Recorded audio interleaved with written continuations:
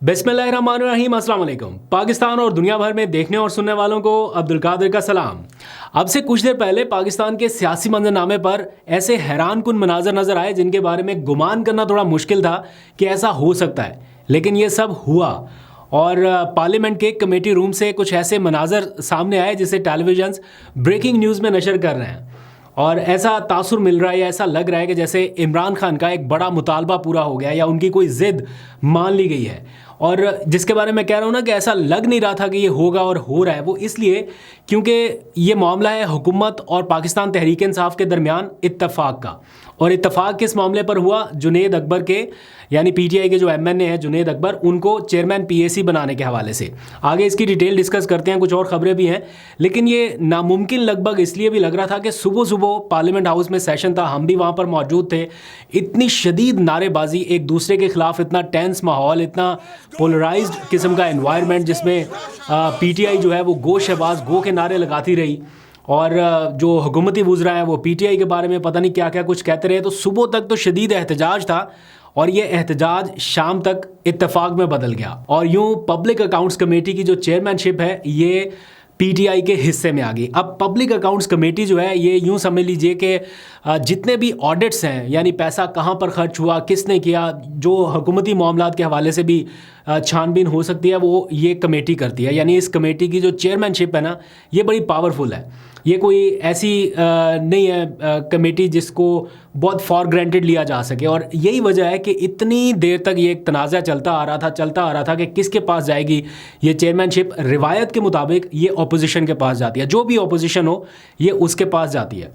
लेकिन इस बार चूँकि हुकूमत और अपोजिशन का मूड बिल्कुल अलग था, रिवायात कहीं पे भी फॉलो नहीं हो रही थी, तो ऐसा लग रहा था कि ये चेयरमैनशिप जो है ये पीटीआई के पास नहीं जाएगी। इससे पहले आपको पता है नूर आलम खान के पास थी, जो पीटीआई के सख्त मुखालिफ थे और इमरान खान की तहरीक अदम एतमाद के दौरान वो अलग हो गए थे पीटीआई से, तो उनको दे दी गई थी ये चेयरमैनशिप। पहले इमरान खान ने शेर अफजल मरवत का नाम दिया था, आजकल उनके ऊपर भी बड़ी सख्ती है, आगे चल के उस पर भी बात करनी है मैंने। तो शेर अफजल मरवत साहब माइनस हुए, उसके बाद शेख वकास अकरम का नाम आ गया, फिर शेख वकास अकरम के मामले पर भी इत्तफाक नहीं हो सका, तो अब फाइनली जुनैद अकबर का नाम सामने आया था। आज 5 नाम दिए थे, उनमें एक जुनैद अकबर का नाम भी था और एक आदिल बाज़ई का नाम भी शामिल किया गया था बाकी नामों में। तो ये जो 2 नाम शामिल किए गए थे पीटीआई की जानिब से बराह रास्त इमरान खान की हिदायत पर, ये वो 2 नाम थे जिन्होंने रेजिस्टेंस शो की थी। आदिल बाज़ई का तो आपको पता है कि अरबों रुपए का प्लाजा जो था उसके साथ क्या हो रहा था। जुनैद अकबर की मुझे वो तस्वीर सामने नज़र आ रही हैं कि जनाब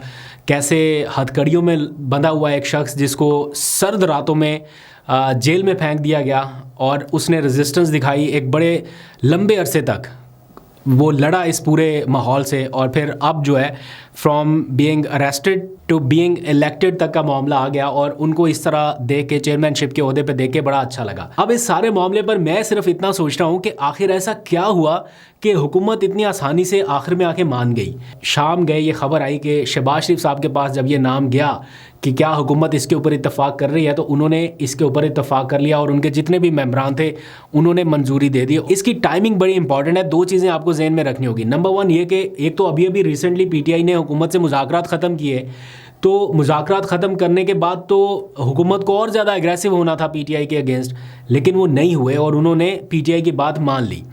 ऑन द अदर हैंड एक बहुत इंपॉर्टेंट पॉइंट ये है कि आने वाले 1-2 दिनों में, बल्कि आज 24 तारीख है, तो एक दिन के बाद यानी 26 जनवरी को चीफ इलेक्शन कमिश्नर की जो मुद्दत मुलाजमत है वो भी ख़त्म हो रही है। ऑल दो के 26वीं तरमीम में उनके पास मार्जिन है अभी फर्दर काम जारी रखने का, जब तक नया बंदा नहीं आ जाता, नया चीफ इलेक्शन कमिश्नर नहीं आ जाता। तो एक ऐसे मरहले पर जब हुकूमत को चीफ इलेक्शन कमिश्नर अपॉइंट करना है और वो चाहेंगे कि हम अपनी मर्ज़ी का करें, उससे ठीक 2 दिन पहले पीटीआई को उनकी पसंद का ओहदा जो है वो दे दिया गया है। मैं स्पेकुलेशंस में बिल्कुल नहीं पढ़ूंगा क्योंकि अभी तो काफ़ी टाइम पड़ा है, लेकिन टाइमिंग जो है ना ये बिल्कुल पैरेलल साथ साथ चल रही है। इसके ऊपर बड़ी नज़र रखनी पड़ेगी क्योंकि जब चीफ इलेक्शन कमिश्नर का ओहदा ख़त्म होने में अब 2 दिन बाकी हैं, ये तो टॉक ऑफ द टाउन होना चाहिए था ये मामला। 8 फरवरी के इलेक्शन के बाद तो एक एक दिन जो है ये गिन के गुजारना चाहिए था। आपको पता है जैसे काजी फायज ईसा के लिए एक एक दिन का काउंटडाउन चल रहा था कि इतने दिन रह गए, इतने दिन रह गए, लेकिन इस चीफ इलेक्शन कमिश्नर के मामले पर आपको ना वो काउंटडाउन नज़र आ रहा है,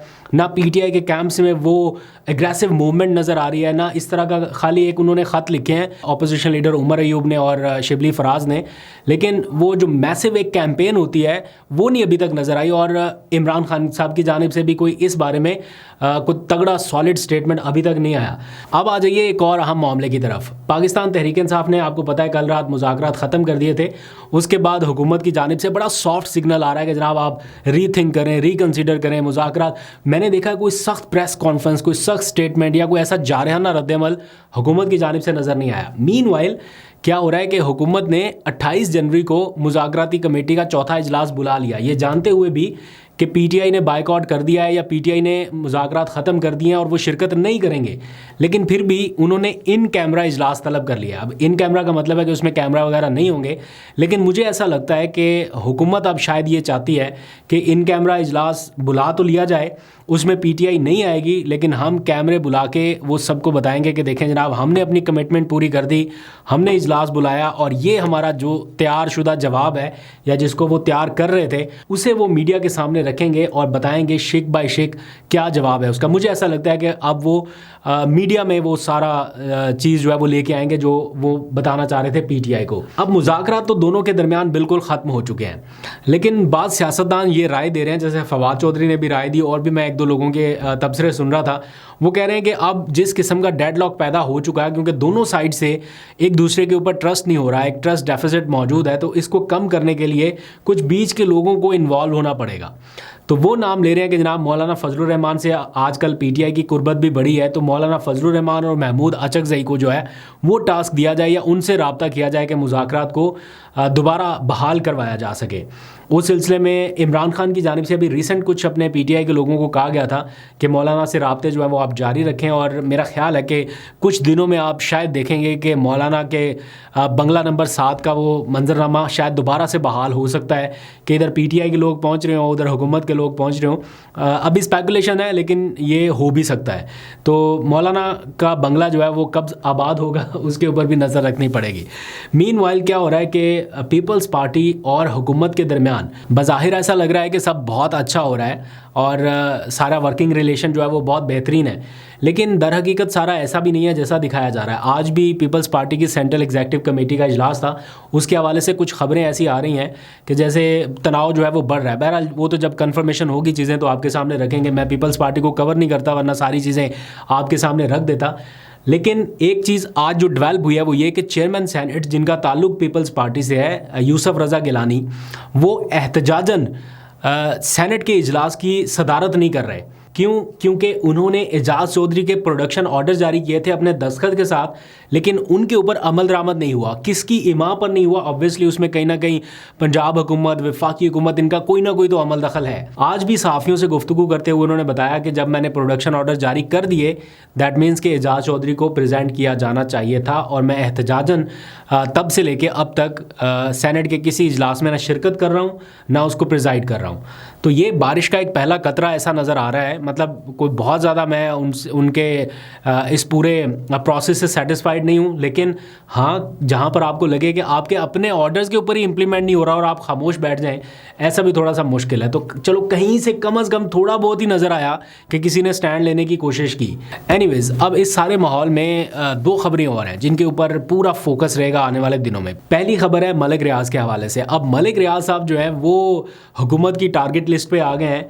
पहले नैब के रडार पे आए और बिल्कुल उसके साथ हुकूमत के लिस्ट पे आ गया। मतलब ये देखिए कितना कोइंसिडेंस है। कहने को बिल्कुल नैब इंडिपेंडेंट सेपरेट अदारा है, हुकूमत अपना काम करती है, नैब अपना काम करता है, लेकिन जैसे ही नैब की जानिब से एक प्रेस रिलीज जारी हुई मलिक रियाज के ख़िलाफ़, तो साथ ही हुकूमत की तरफ से पहले अता तारड़ की जानिब से प्रेस कॉन्फ्रेंस, आज वज़ीर दिफा की जानिब से प्रेस कॉन्फ्रेंस की गई, और टीवी चैनल्स के ऊपर जैसे वो प्रेस कॉन्फ्रेंस दिखाई जा रही है उससे ये लग रहा है कि अब मलिक रियाज साहब जो है वो हुकूमत के लिए कोई मुकद्दस गाय नहीं रहे, ना मीडिया के लिए ना हुकूमत के लिए, और अब उनको गिरफ़्तार करने का एक मिशन जो है वो हुकूमत के सर पे सवार है कि उनको किसी तरह से बैरून मुल्क से लाना है, उनको अरेस्ट करना है, उनके ऊपर केसेस करने हैं और ये सारा कुछ आगे चलाना है। ये सारा कुछ क्यों हो रहा है? मतलब ऐसा मलिक रियाज ने क्या किया जो वो 30 सालों से नहीं कर रहे थे लेकिन अभी उन्होंने किया?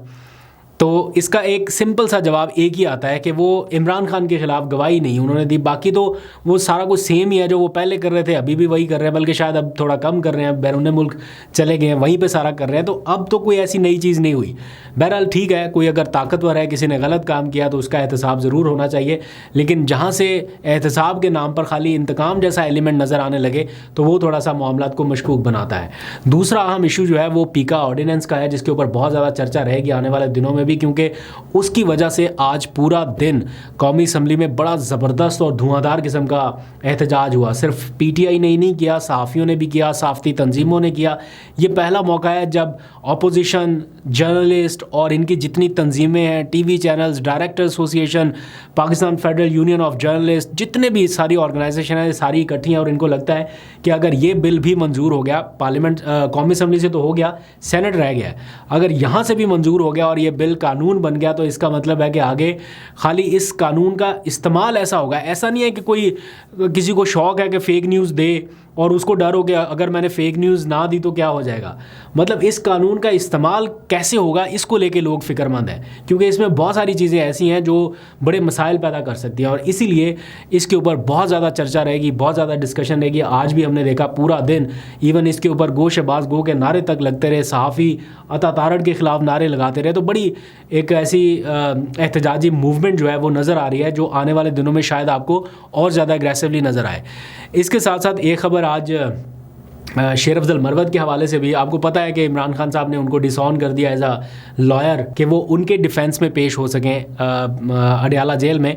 तो शेर अफजल मरवत ने आज क्लियरली आके मीडिया के ऊपर बताया कि जनाब ऐसी कोई बात नहीं है, ये सारी झूठी खबरें हैं, सोशल मीडिया के ऊपर फैलाई जाने वाली खबरें हैं, और मैं एहतजाजन 15 दिन के लिए अब सोशल मीडिया के किसी प्रोग्राम में या टीवी टॉक शोज़ में नहीं आऊँगा। उन्होंने 15 दिन का बाइकआउट कर दिया। इससे पहले भी जब उनको पीटीआई की जानिब से शो काज नोटिस दिया गया था, उन्होंने कहा था कि आप पीटीआई के लिए किसी भी टॉक शो में ख़ुद को ना लेके जाएं या पीटीआई को रिप्रेजेंट ना करें किसी भी टॉक शो में। तो उन्होंने कहा था कि मैं जनाब दोस्तों के मशवरे पर 7 दिन के लिए मीडिया से आउट हो रहा हूँ, लेकिन दर हकीकत उसकी वजह वो नोटिस था। अब फिर से उन्होंने खुद ही से ये कह दिया कि जनाब एहतजाजन मैं 15 दिन के लिए किसी टॉक शो में शिरकत नहीं करूँगा, आपका अपना फ़ैसला है, लेकिन इसके मुहर्रकात कुछ और है। और अब तो तहरीरी तौर पर ये चीज़ सामने आ गई कि इमरान खान ने उनको वाकई में अपने केस में एज अ वकील पेश होने से इनकार कर दिया है, और ये कहा है कि इनको अडयाला जेल में इसलिए अंदर आने देना कि ये मेरे केस में मेरा वकील बने, इसकी इजाज़त ना दी जाए।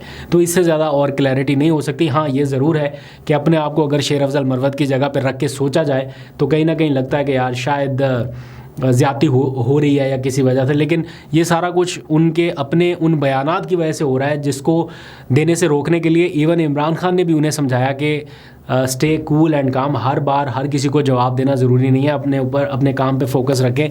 लेकिन उन्होंने कई बार उनकी बातों को भी सुना अनसुना किया। और मैं आपको दावे से बता रहा हूँ, जितना मैं इमरान खान साहब की नेचर को थोड़ा बहुत अंडरस्टैंड करता हूँ, अगर वो जेल में ना होते, बाहर होते, तो ये मामला इतना आगे तक आना ही नहीं था। इमरान खान ने पहले दूसरे स्टेप में ही फारिग कर देना था। ये तो इतना आगे इसलिए चला गया कि बैरिस्टर गौहर और अली अमीन गंडापुर उनको बैक करते रहे ज़रा बचाने के लिए, अदरवाइज़ कोई और चॉइस नहीं थी। अगर इमरान खान बाहर होते, ये अब तक पार्टी से बाहर थे। और अभी भी इमरान खान ने डायरेक्शन दे दी हैं किसी ना किसी स्टेज पे, जब ये शोकाज नोटिस वाला सारा मामला कंप्लीट होगा तो मेरा ख्याल है अगला जो है वो इनका पार्टी से रिमूवल होगा। लेट्स से आपको अपडेट करूँगा।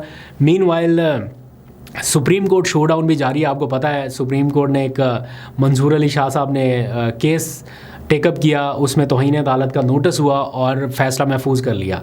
26वीं आईनी तरमीम उसके पस मंज़र में सारी है, और जैसे ही अब ये पता चला कि जनाब ये फ़ैसला आ सकता है, उधर से रातों रात क्या हुआ कि एक नई कॉज लिस्ट जो है वो जारी हुई सुप्रीम कोर्ट की वेबसाइट पे, और उसमें बताया गया कि इस बेंच के ऊपर एक और बेंच बना दिया गया है नज़रसानी की अपील का, जो कि दायर की है एडिशनल रजिस्ट्रार सुप्रीम कोर्ट ने।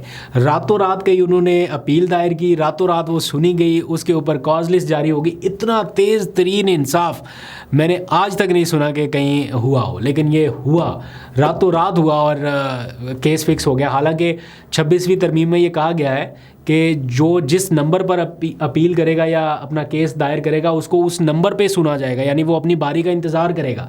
ये इमरान खान के केसेस के लिए इस्तेमाल होगा। जब इमरान खान कभी सुप्रीम कोर्ट में आए तो उनके केसेस के लिए लंबा इंतज़ार उस वक्त होगा कि जनाब अभी आपका नंबर नहीं आया। लेकिन एडिशनल रजिस्ट्रार सुप्रीम कोर्ट फ़ौरन केस फिक्स क्यों, कैसे? इसका जवाब बहुत आसान है, आपको तफसील फिर बताएंगे। अभी तक के लिए इतना, अपना बहुत सा ख्याल रखिए। अल्लाह हाफिज़।